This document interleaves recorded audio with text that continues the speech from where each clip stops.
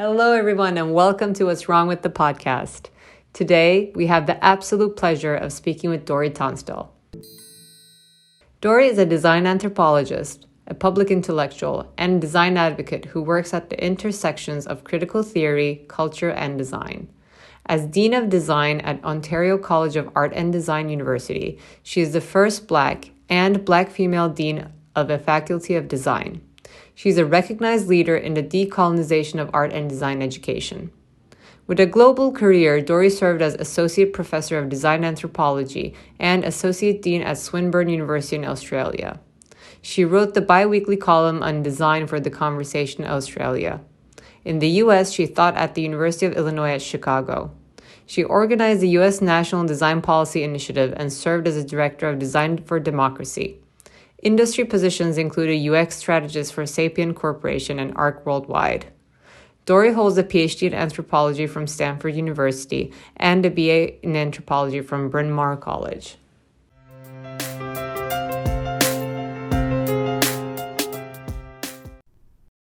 Hello, everyone. Welcome to our podcast. Today, we have the absolute pleasure of speaking with Dr. Dori Tunstall.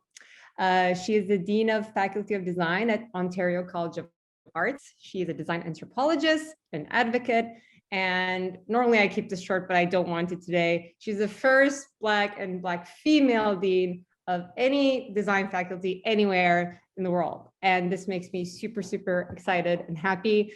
So lovely to meet you, Dory. Welcome. So lovely to meet you as well. I'm excited for our conversation. Yes, let's get started. So please tell us more about yourself in a way that your journey to like coming to today, where you are. So I have a quite unusual path. So my undergraduate training is in anthropology. I have a PhD in anthropology from Stanford University. And so everyone's like, how do you get from there to become a dean of a faculty of design, right? But it's because I've always been really interested in the arts. So like as a kid, I took a lot of art classes. I was always a bit unusual as an anthropologist. So for example, like in university, you have to like do a monthly response to readings or something like that in the seminar. And 1 month it might be a comic strip. And the next response, next week, it might be some abstract drawing. Maybe once in a while they get like a full page paragraph of thoughts. And so so I always say, like, everyone's like, how do you get here? And it's like, well, I think I was always interested in the relationship between form and content and context, right? And so through design and anthropology, you that brings it all together. So when I was doing my field work in Ethiopia, I looked at Ethiopian tourism and the visual representation and the politics of like tourism, in the country and in different areas of the country. I went when I graduated with my PhD. This was like the height of the dot-com boom, and I went to Stanford. So I'm in the middle of Silicon Valley during the height of the dot-com boom. And so at the time, places like IDEO and ELAB were hiring all these anthropologists to understand like what's this newfangled internet thing going to be, right? And so I think because I always had a bit of an applied bent to like why I wanted to I want to understand people in order to have some kind of intervention or impact. I was really fascinated by trying to figure out what this technology was going to mean for people. And so I went into high-tech consulting at Sapient Corporation, which had like acquired ELAB, which is where I first started. And then, went into ARC Worldwide, where was part of like a larger, like this is part of the Publicis network. So you're learning like the 360 degrees of like a consumer experience and trying to design for that. And then I went back to academia because all of these young people came to me saying, how can I do what you do? And since my path wasn't very direct in doing what I do, I was like, well, I wanted to actually create a master's program in design anthropology. And so I started to prototype what that might look like at University of Illinois, Chicago. but got to fully build it out at Swinburne University of Technology in Melbourne, Australia. And Wow. yeah, and then Traveling the world while doing it all. exactly. And when in Australia, I ended up working a lot with Aboriginal and Torres Strait Islander community, trying to figure out how to, well, what I call now decolonize design. That so I was there for 6 or 7 years, and OCAD basically made a call I couldn't refuse. They were looking for a new dean who could help with decolonization. Like, they were the only institution that was talking about decolonization. And Indigenous revitalization, I think, was the other term. And because I had that experience in Australia, I was like, wait, I know how to do that. And my family, who are all based in the States, were like, yes, and come back to North America because you've been away too long. And so I ended up here at OCAD as, like, Dean of Design. We've been doing some amazing work around decolonizing design. And again, super happy and thrilled with, like, the transformation that's happening with design, and feeling humbled in some ways that, like, at OCAD, we've been able to be like a part of, like, that possibility model for lots of other places. I mean, you like explain it in such a smooth and eloquent way. Is it all happened like, oh, and then that happened and that happened, but I understand like the significance of every step that you're like talking about. So what an incredible journey that you must also feel proud of. I think what you, and I love the hybrid background, right? Like I evolved into kind of like a design strategist role coming from an industrial engineering and finance background, really. And what I realized first coming into the architecture and design world was like, oh, like this field is very much like finance. Like it has its own jargon. It's like, it kind of doesn't care if people understand what they're talking about. There's this like very elite approach. Like, what is going on? Like, are we trying to relate to people? Are we designing for people or with people in the end? Like, why is this such like, does this feel like such an exclusive club? And by the way, I'm Turkish American, but I always passed as white. And I have so many friends from Turkey who actually had harder time in US and fitting in just because of looks, right? So I never like experienced any type of like discrimination or standing out in any field I worked in. But in design, like, I'm an educated person, like I don't understand what you're talking about, like this must not be about me. And I really found it similar to the finance world in that way too, right? Like it is almost designed to be not understood. And so when I started listening to your talks, I was like, oh my God, yes. Like, obviously there are things like once you get into the field, you start feeling, but for certain communities, that is much more escalated or even trauma triggering in so many ways. So let's talk a little bit about that. What happened maybe in design, in history, that we're kind of built this field that's supposed to be very human, but it became a little bit in an exclusive way. How did that happen? Let's go to the beginning. I'm going to answer that question a little bit backwards. Sure. So in about 2005, 2006, I was talking about design anthropology in terms of questions, assumptions, methods, and evidence, Kwame, which comes out of like this anthropology book called The History and Theory of Anthropology by Bernard.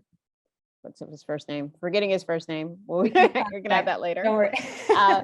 And so he was just talking about theory being a set of questions, assumptions, methods, and evidence. But what I did, because when I was I was at the University of Illinois at Chicago, and so there was doing it there, and again in consulting, like you're working in interdisciplinary teams. So there was a way in which, so there was a period of time where I was trying to, in some ways, like understand the jargon, understand the way of like interdisciplinary thinking. So I operationalized this kind of framework to talk about like, okay, if you look at business, if you look at design, if you look at anthropology, if you look at marketing, if you look at engineering, like what are the kinds of questions they're asking? And so like the big question in anthropology is, what does it mean to be human? The big question in design is, how can I create, in some ways, like optimal experiences, right? And then there's a little bit of engineering that has that same kind of questioning, but they sort of they shift in terms of their assumptions around like how you do that, or they shift a little bit in the methods of how they do that, or definitely in the evidence of how you do that, right? So I just want to sort of say like that exploration was really important, and it became really important, you know, in that first foray of projects that we did in high tech consulting, where this was the first time that, you know, MBAs and anthropologists and engineers and designers were all literally thrown into rooms together to figure out, first of all, how to work together, and then figure out how to work together in such a way that you're solving this client's problem. So again, this is just important in terms of like understanding, again, where design is coming from, and how it's unique. So in design, in the Kwame framework, like their question is like, how do I optimize experiences? Their assumption is based on this, you sort of like, you know, I think and therefore I am. So this ideal that you can conceptualize a cup in your head and then go through this process of making that cup manifest in reality. Like that sort of assumption. Method is like, again, prototyping, more prototyping, drawing, more prototyping, iteration, more prototyping. And then their evidence is that tangible outcome, right? And again, designers do intangible things, but generally the practice is based on this kind of thing. I take that back to just sort of say then like, okay, well then, how is it that we talk about design? And, you know, my criticality in my work around design comes from being trained as an anthropologist, right? Because as an anthropologist, again, anthropology is a field that's been deeply implicated in the colonial project. It's a field that actually has come to a reckoning with its role in the colonial project and has produced a tremendous amount of theory around like, what does that mean? How you decolonize, all of these sort of things. Like it's a well-built set of knowledge and practices within that. So I've coming with that same lens into my engagement with design. And there's a way in which designers, and again, I remember like these first encounters, like my first encounters were professional designers. And, you know, and they not recognize it's like, but design was part of the colonial project as well. Like I've read books that talked about like Lifebuoy soap. I've seen like the advertisements, right, that are stereotyping Black, Indigenous, POC, whatever people like design is so deeply implicated in colonization. So why don't you talk about your field that way? And it's because everyone buys into this story that design is something that happened in Europe in the 1800s, where technology was united in some ways with craft in such a way to make things faster and cheaper, for good reasons, faster and cheaper so that more people are able to afford it. Because in Europe, you have the context of like an aristocracy who owns everything, right? But again, at the height of this moment of the Industrial Revolution is like, that's driven by colonization. That's literally the textiles of Birmingham was driven by going over to India, seeing their extraordinary textile industry, dismantling that and rebuilding that at a difference with steam, right? Rebuilding that with steam in the context of Europe and, you know, northern United States, right, where you had all the textile mills and things like that. So a lot of the work of the kind of conversations that I've been trying to bring about today is, okay, we need to dismantle this myth of design being something that happened in Europe in the 1800s. We need to dismantle this myth, this ideal that somehow like this was progressive and positive, because it was deeply tied to colonial practices. So it may have benefited a small class of people, but it literally devastated the rest of the world in order to do that. And then once we've done that process, then we need to talk about like, well, what had been excluded in that narrative? What are all the other traditions of making that have happened? Like I worked in Australia, they have traditions of making that can be documented 65,000 years before, right? With just that group, right? And so we're opening up these conversations around, like, again, what did happen in Europe in the 1800s and what its impact has been on the rest of the world. How's that tied to colonization? How do we decolonize it? And by doing so, create the conditions in which everyone feels confident in drawing from their knowledge and their heritage in order to make interesting and innovative things in the world that brings joy, right? Brings joy to communities, right? Yeah. I think exactly, like going back to your point, and first we need to own what happened and understand and call it out. And then from there, we can build something more productive, right? Like design practices are colonial, white supremacist, capitalist, patriarchal. I think we just need to say it first. Let's acknowledge that and then move forward and like what can happen next. So to that point, I think it's wonderful, like how your hybrid background really enabled that understanding, because in anthropology, it was laid out, right? Like there was so much study and theory around it that design practices are kind of just ignoring, if they are even aware. I think there's like two things, right? Like design can hurt the world without even realizing, just because there's lack of diverse collaboration or representation. I think we're at a time where there is clear understanding of the need of representation, diversity, but we are still very much behind on the execution and implementation. And I think I was listening to one of your talks and it really hit me. You were talking about when you talk to BIPOC students, they feel like they need to choose between their identity or being a design professional. First, let's unpack that a little bit. I want to really understand what that means so that we can actually talk about maybe like, how do we start changing that? Well, I'll tell a little mini story. When I first came to OCAD, like 5 years ago, every year in May, we have our graduate exhibition. So the first time I went was in 2007, because I arrived in 2006. So 2007, I go to my first graduate exhibition. I'm in the illustration part of the exhibition. And I'm trying to figure out like, what's the ethnicities of the students? Like who's Black, who might be Indigenous, who might be, Asian, who might be whatever.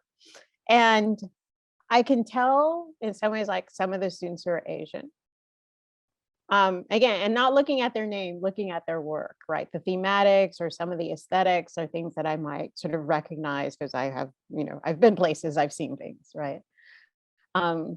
I cannot identify which of the students are Black. Wow. And if we did have an Indigenous student, I didn't see it. and so I kind of go around. And so again, like people are standing in front of their work, because this is day one when no one's there. So this is day two when the students are there. So I'm like, okay, like, why did you choose this particular project? Like standing next to sort of a Afro-Canadian student, like, why did you choose this? What is it? And realizing in the conversation that, they weren't really taught, let's say, or encouraged to provide, let's say, brown skin tones in the images, right? Yeah. They weren't, the thematics that they chose were not connected in any way to their cultures. And so again, digging deeper into that, having more conversations with students, they were saying like, well, all the people who are put up as like who we should be emulating are all mostly what mostly white men of European heritage, Yeah. if not European directly. And if we deviate from that, then we don't get as good marks, right? Is probably the best way to say it. There's a style and things that we're meant to do. There's a practice that we're meant to have. These are who the people that are being taught, and these are the people who are teaching us. So even if it's a thing like it's, like there isn't a sense of malice, it's just a sense of not knowing, and by not knowing, not bringing that into the institution. Not to mention so many of the like former designers, architects, whatever we champion are straight out racist. So that also doesn't help. Yeah. And well, and the fact is that we don't even go enough into the history of them to talk about the fact that they're actually racist. I mean, like, this is the thing where like I just finished writing this book, Decolonizing Design, coming out in February 2023 by MIT Press. And there's a chapter where I talk about like the Bauhaus, right? Because you can't talk about design without the Bauhaus. And again, it's like the Bauhaus is so ubiquitous. So it's a thing like I'm not coming straight from design, but I knew about the Bauhaus, and every time, and as I got educated by my design colleagues, right? Like of course I knew them, I've taught them, and it was only until I was writing this book that I was like, oh my gosh, like so many foundations of like the Bauhaus was racist. Right? And again, a lot of it is like, it was the 100th anniversary. So there's these essays that are coming out, like evaluating it. But it's like, oh my gosh, like some of these figures were hardcore racist, like writing letters to the Ford Foundation, talking about like, to not Ford Foundation, to Ford Motor Company, trying to get money, because they want to maintain like white supremacy, like not even hiding it, right? It was so acceptable to be that way. And so again, I think of like, and so we don't teach that one. So then I say, like, imagine what it means, right? Like for you to be a student. And again, the way in which we over glorify the aesthetics of the Bauhaus as like the end all be all of design, modern design, right?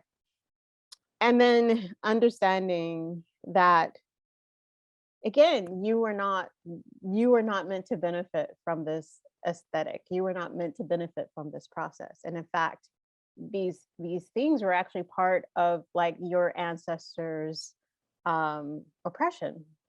Right. And so then in the context of like our students, they like again, it's like if you put together your portfolio, and if you're drawing from like your culture and your heritage, that's not going to be the expectation of the firm who's looking at you. They're going to want to see what they consider good design, and that notion of good design is biased by all the magazines and the competitions and all the things before, which have glorified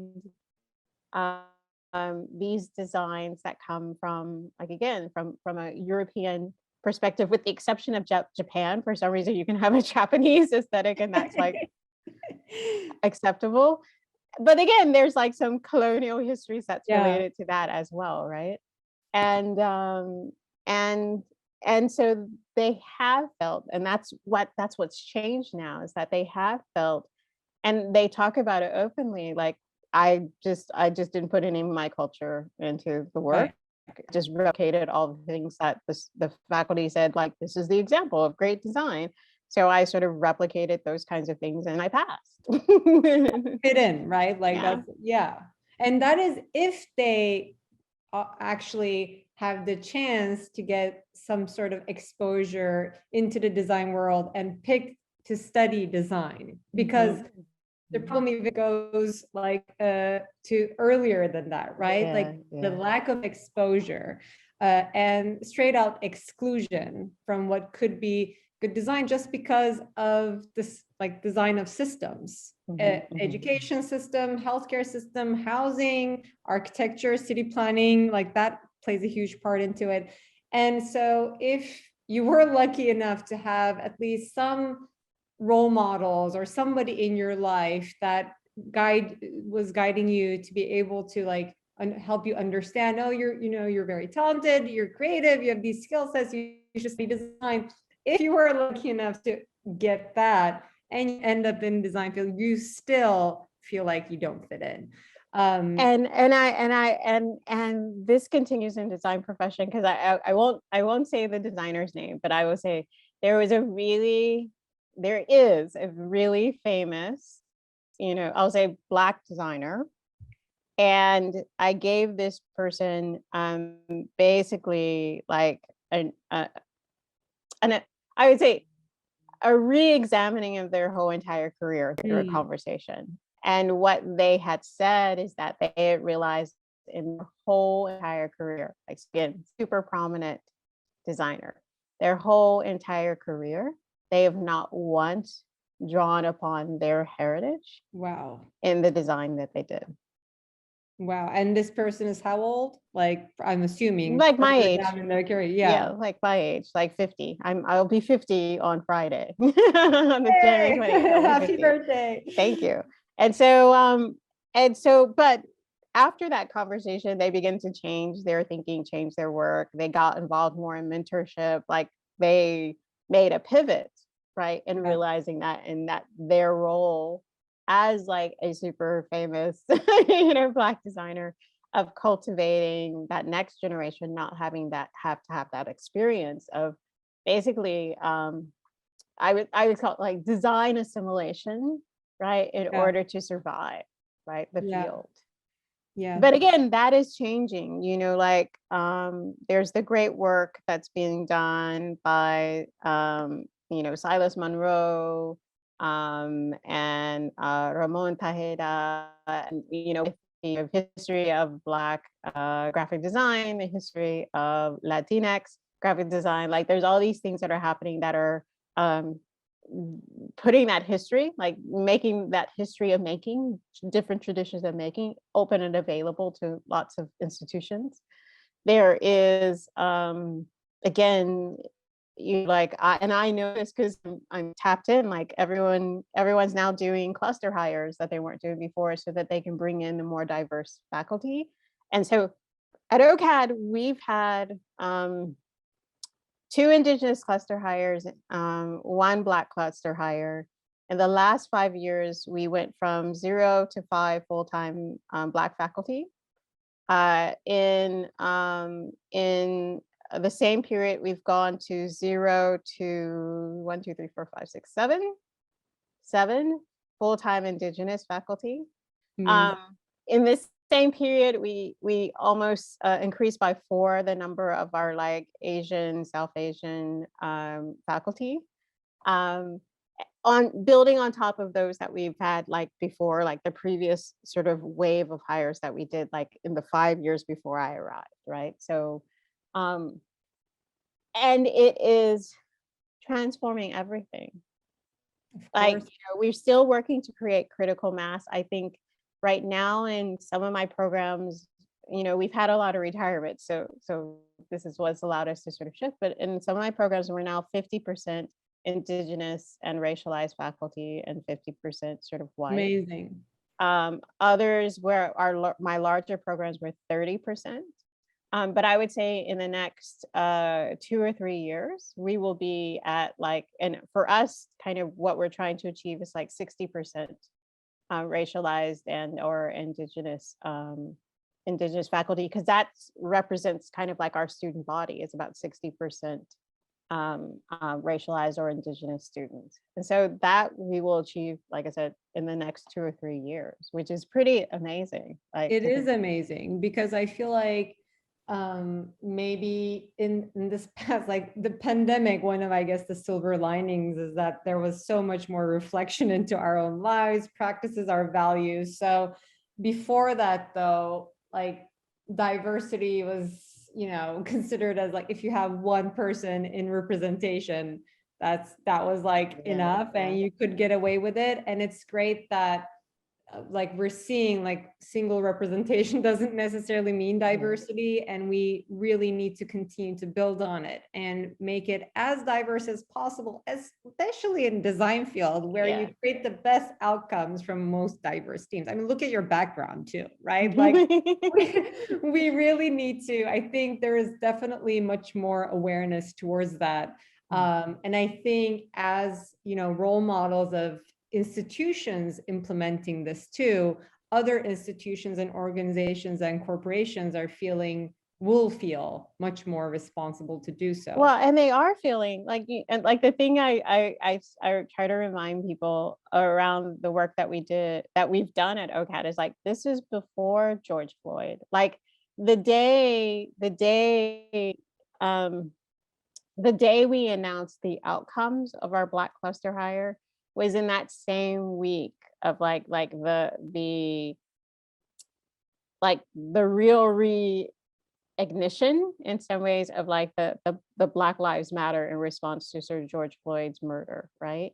And we had conversations within the institution, like, do we announce this? Because like we don't want to whatever. And it was one of those things I was like, no, because yes, we announced it, don't hold back, because the story we're telling is that like, this is an institution that in the faculty design could not figure out how to hire Black faculty for 144 years. Wow. Like 144 years. And it's not like the city of Toronto does not have a sizable Black population. There's like 8%, right?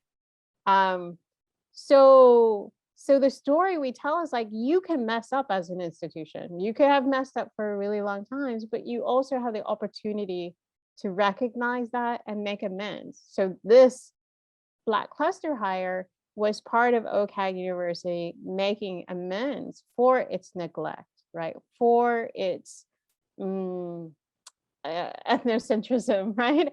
All of these things that have kept Black faculty outside of design for a really long time. And so, and again, what makes me happy, the other day I had, a couple of months ago, I went to an event and a friend of mine was just going through all the institutions that have had Black cluster hires based on the model of the Black cluster hire that we had at OCAD. And he went on for like 10 minutes naming this institution, like in Canada and around the world and whatever. And so it was just a thing with like those moments where like you actually can feel the impact of like the possibility that your institution has put forth in the world by just existing, you know, just doing the right thing and existing. And for all of those other institutions, again, not just you know, education institutions, but like professional institutions and firms and whatever, like you've made it less risky for them to do the right thing, right? Which I think is like, if you are like a person or an individual or an institution, like the greatest feeling is being able to make people feel like to do the right thing is not a risky proposition, right? Exactly. And I think, I don't know why this happens so late, but we're really understanding that like, oh, you know, looking the other way is not solving the problem. Saying it's not my problem. Well, it's actually your problem too, because I remember I was at a panel with where Kimberly Drew was talking, and she was saying like, I hate when I'm in a room, somebody's talking about, you know, problems that Black people may be facing or racism, and they're looking at me when they're talking about that. And like, I'm the only Black person in the room, and this is not something that needs to be explained to me. So I really see that the concept of allyship in a way, let's say, is much better understood. Like, because I also know, and I still see people who feel uncomfortable about talking about the subject because, oh, but I'm white, like it's not appropriate for me to. Well, we're not telling you to speak on behalf of Black people. We're saying work together, like solve the problem together and start somewhere. Like it's gonna feel uncomfortable in the beginning, but you need to do something in the end. And I think we also are seeing the collaboration can really open up even this possibility even for much smaller businesses. I mean, compared to a university or institution, we are a much more smaller business. But for example, we work on a lot of inclusive design projects, and we were working on this project with Unilever last year to make personal care more accessible for people living with disabilities. And that sort of like working on that project and creating a benchmark of what is possible, it really echoed, and it helped that, design awards. And that's where all these like recognitions and representation matters. Now we're working maybe 10 times more of such projects because other brands felt responsible that they also need to do something for the largest minority in the world, So I think, and, I'm not a person with a disability, but I feel completely comfortable working in such a field because I co-create with them. And I think that's what we need to understand, really lived experiences being as important as professional experience, and including that perspective and experience to the table, regardless of institution setup. There's a continuing studies course that I teach called Hiring for Decolonization. Well, hiring for decolonization, diversity, equity, right? And so I've worked with large organizations to teach it, and then I've worked with like small firms, and it's been really interesting to have these conversations with these smaller firms in terms of like what it is that you can do. So it's like, okay, I can't do a cluster hire and hire 3 people, in one fell swoop, or 5 people in one fell swoop. But it's like, but you can begin your planning for hiring. And even if you're doing, 1 or 2, per year over the next 5 years, that begins to build like critical mass. There, and then in the interim, why you might only have the 1 or 2, right? Which again puts a lot of pressure on those. It's like, then but if you have built relationships with communities of like consultation, or built relationships and partnerships, then they're not going to feel so isolated, right, in the work that they're doing as well. And so again, to be able to have like these really great conversations of like, how regardless of the size of your organization, regardless of like how much resources you have, you can make decisions with this principles, right? These principles of inclusion in place, with this principle of like knowing that what you're trying to achieve is like critical mass, and what that means in terms of changing the culture of possibilities within the organization, how you're building a pipeline through your community engagement that you have, so that again, people see the possibility of being in your field and succeeding in your field, right? And so there's so much that can be done. So I would say the work of decolonization is the work of white people, because they're the ones who built the colonial structures. So again, if it's a thing, if you're dismantling those structures, right? If you're making decisions in such a way to say, how do I cede power over to those who these structures have disempowered, right? And that's the thing where it's like the hard thinking, right? Because people is like, oh, we just need to let everyone in. It's like, no, it's not just about letting everyone in. It's about ceding power. You have to let go of power. You have to diffuse the power, right? Into these communities who've been structurally excluded from power by these institutions, right? Yeah. And you talk about positionality often, right? And it's really understanding our positionalities to be able to diffuse that power and really recognize people with their baggages and experiences and traumas and all of that, and then coming to the table to start create something together. I think obviously now all companies and brands go, oh, let's do community engagement. And we're kind of like, well, you do realize there's a lack of trust here, right? Like you can't just like reach out to communities and do like a focus group without compensating anyone and just like asking questions and not doing something for people. So I think, we really need to first understand, and like, as we were saying, call out all the issues, put out our own like biases, recognize that. And there can be arguments, and sometimes even in design practice, that's healthy anyway, right? Like we need to have those discussions and really settle in first as collaborative team. I mean, it's like this is thought in like team building, right? Like forming, storming. This does happen anyway, but let's just do it in more like mindful of more things about people, and just recognizing we're human and we have our own things that we need to deal with. And as much as this could apply to anyone, really, I think it's extra important in this talk too, for anyone who is just going to start, to be able to have a starting point in some way. Well, there's the other course that I teach, and I've done this workshop, is called Whiteness Without White Supremacy. And because again, it's that recognition of like who needs to be doing this work. And like my job is to kind of help prepare them to be able to do that work, which requires, again, looking at your own intergenerational trauma, right? Because like, I mean, people talk about like hurt people, those who hurt other people. Europeans, like, again, if you've been to Europe, you read just even a tiny bit of European history, like this is a place where you've had feudalism, which was brutal. I always like, if you want to understand the depravity of like Europe, read like, well, you can watch Game of Thrones, because not a lot of that is not fantasy. A lot of that is just like, this is what real aristocrats did, right? And read like Dickens, right? It's like there's things that like you read Dickens and you're realizing it's like this is what people did to their own people.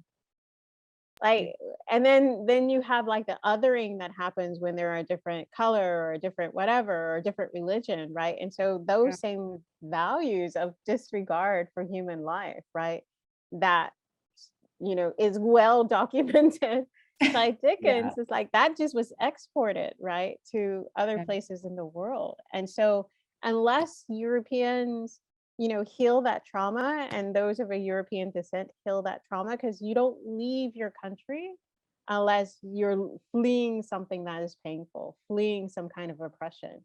So if you don't deal with that, your own trauma, like then you inflict that on other people who, again, we're trying to be allies. Like the indigenous peoples of the world are like the most generous peoples in the world, because they took in like these European refugees, gave them food, gave them shelter, brought them into like their family structures.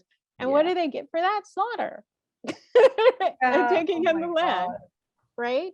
And so healing that. So, this is the part of like, what's the work that can be done? It's like, if you're a white person who wants to help decolonize, then it's like, know your history, deal with your own sort of intergenerational trauma, heal that trauma. Then once you've done that, you're in a position to enter real allyship with other people, because you're not responding to that trauma. You're not inflicting that trauma onto other people, right? And then through that allyship, right, which is about humility, right, in the face in some ways of other people's greater knowledge about like what's the better way to be in the world, right? Through that, then the transformation can happen. And it's, like we're at this point in time at OCAD, which again, because no one's done this, you can't even imagine it. But like some of my faculty members who I was really, 4 years worried about like how some of their approaches was really harmful to the students, right? Really racist to the students. And, and now, like 4 or 5 years later, like they've been reinvigorated. Like they've begun to put in the work in terms of diversifying their own knowledge set. They've been doing some beautiful work, like kind of hybrid work with students where it's like, okay, I'm going to teach you grid, right? But we're going to do it in the context of like Nigerian grills that they use for barbecuing. Like that was a project that was done by this student, right? So cool. And so there's so they're getting like reinvigorated, because by opening up the space for the students to bring who they are, what matters to them, right, into the work, into their projects, like they're seeing innovative possibilities that then again doesn't require that they've completely abandoned what it is that they know and what they taught. They just need to understand like where it needs to sit in a different context, and have the students make choices around whether or not that's going to be useful to the kinds of things that they're wanting to do. And so there's these beautiful things that are happening where like faculty, like I said, have that I was the ones I was most worried about are like, Dory, you have to come see what I've done to the third and fourth year students. See, look at our projects, look at what we're doing, look at look kind of, the innovation that's happening, and it's coming from the students, and them understanding like who they are and what does it mean to bring this amazing design skills that they have to the communities that it matters for, right? And then their communities are seeing the value Yeah. of these practices because they're seeing it made manifest, that's improving the business of this one, or helping to communicate more easily, or again just making people feel proud of like their language and their culture, right? Exactly. And that will just be ripple effect, right? Like more and more people to emulate and look up to, and more guidance and mentorship for communities, and it will just grow from there. I do also want to ask, and we're part of, and I know you spoke at an event, which I also listened to, we're part of the Diversity and Design Collective. And often I'm in the education committee, and we often talk about, like, how do we support students and where do we even start? And clearly this goes way before college, right? Like, how do we even, create that awareness, guide them, mentor them, bring them into education, and then also think about retention and recruitment and all of that. And so while this awareness is happening in institutions and faculties and design practices, and we start seeing change, what can students themselves or young creatives who want to be a design student, what should they be doing? Okay.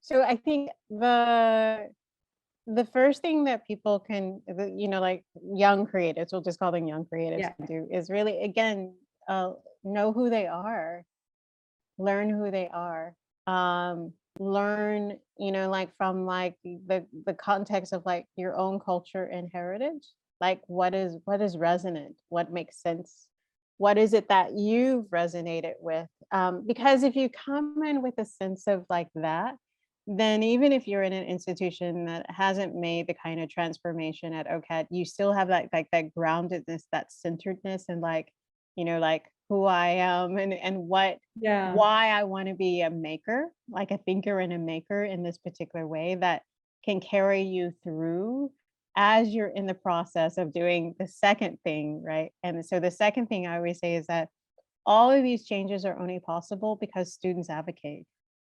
The changes that are happening at OCAD University is about our faculty caring enough about our students to make the change, right? To feel in some ways a little bit humbled by the fact that the students have some deep knowledge about who they are and what matters to them, and come from a different kind of culture of aesthetics. So opening space for that because they're not afraid of what that means, right? So but all of this is like everything that's happened is students asked for. They asked for faculty, more diverse faculty. They asked for a curriculum that is resonant with their understanding of the world, which is not everything began and ends in Europe. And again, and even if you're like a person of European heritage or you're a person in Europe, right? Like that understanding, like again, a lot of things that like the things that are known as European, like again, came through these encounters, right? So it's like the crown jewels that the Queen of England is wearing, they were originally in Africa and India, right? So even understanding if you're from a European perspective of like, again, that the relationships and the materiality of like your design practices are not an absence of all these encounters with other ways of being and thinking and doing. like, mathematics came from somewhere. And, we talk about Arabic numerals, and actually they came from India, but it's okay because they were brought by the Arabs over into Europe, right? And so, again, having a deeper understanding of like where you're coming from in a reflective way. And then that again opens up possibilities. And like I said, I'm seeing this where again, there's this one faculty member who's European heritage, like straight European heritage. And they decide they want to, for a project, explore like the influence of Arabic culture in Spain. Right. And again, they never approached and thought about it that way. And it's opening up all these complicated questions about like actually what is colonization? Because technically speaking, like that they were colonists, right, who came into the Iberian Peninsula. And so how does that complicate our understanding of colonization, right? And so there's these beautiful things that are happening when you are understanding who you are, when you use that as a basis, that discomfort when you encounter a system, right? Of like, that's acting against who I think I am. To then advocate for more inclusion, more diversity, more decolonization, right, within that institution. And then be there, be your own advocate for the change, right? And again, I have stories where, and I'll use this to wrap this up because I think we're almost out of time. So I talked about, again, in my first year going to the illustration graduate exhibition. So in our last graduate exhibition that I was able to go through physically, I think this was 2019, right? There was a student who presented their work, and it was about so summer. I'll just go for summer. And it was about sugar and the Caribbean slave trade. And so the images were pretty graphic in the sense of like there's sugar growing out of the back of a black body. Like there's again, she's a talented illustrator, so she's illustrating the she's illustrating the emotional impact, right, as well. And when we went around, and I do like the tour of Black Redx, and she was talking about the fact that, like her faculty were a little uncomfortable with the things that she was showing, right? But she says, again, like we're here about respectful design. We're here, like she had a language to talk back to say why this work is important. That I'm not aiming for just the mainstream. I'm trying to reach out to my community, but it's also resonant with the mainstream. And again, made some decisions. So like there's a piece that she didn't include as like her thesis, but was the one that was most prominently displayed in her display, right? So they do the negotiations of like, what battle am I going to fight? But again, that year when I went around to see like what is the work of the different students, I saw all of their different heritages represented, right? And not in stereotypical ways, right? It's not like, oh, this person has kente cloth or something. Like, no, in the sense of like, like, again, many of them are first or second generation Canadian, or they're Indigenous, right? So they've been there forever. And so you see the nuances of who they are. Like, they're not just trying to replicate something, from like previous generations. They're like, how does that fit within the contemporary context and the diversity that I'm living through, right? And so so there's some really incredible, again, transformation that's happened because in that sort of example, Summer knows who she is. Summer knows to, like, we've provided an institutional language to advocate for who she is. And then she feels like this is a place and a space that she can tackle in some ways, like the difficult subjects, like, the relationship between sugar and Black bodies in the Caribbean is it is a story and a lesson of like exploitation, pain. And she feels that story needs to be told. and she has permission, right, within the institution to tell that story. And that's what you want. That's the transformation that you want to happen everywhere. That makes me so happy. You talked about your first experience in that exhibition and not being able to tell at all, and going into a couple of years from then, like really seeing all sorts of ethnicities in the space. And that makes me really happy, because I really have a great faith in this generation, Gen Z, and the advocacy and the actionism they're doing is really gonna open up so many more possibilities for the upcoming generations too. And that makes me so happy. And Dr. Dori Tunstall, this was so amazing. I generally wrap up with a piece of advice, but this was already amazing advice itself, knowing yourself and advocating for it in a productive manner too. You gave a great example. This was such a treat, and this is going to resonate with so many of our listeners, I know. Thank you so much for making the time. Thank you for being here. And that is this week's episode of What's Wrong with the Podcast. To make sure you never miss an episode, subscribe to our show on Apple Podcasts, Spotify, or any other podcasting platform. You can also subscribe to our YouTube channel. Links can be found in the episode description, and you can also find them on our website, podcast.what'swrongwith.xyz. If you found value in the show, we would appreciate if you could rate us and leave a review, or you can simply tell your friends about us. For more details on our guests, follow us on Instagram and Twitter. Don't forget to join us next week. Thank you for listening.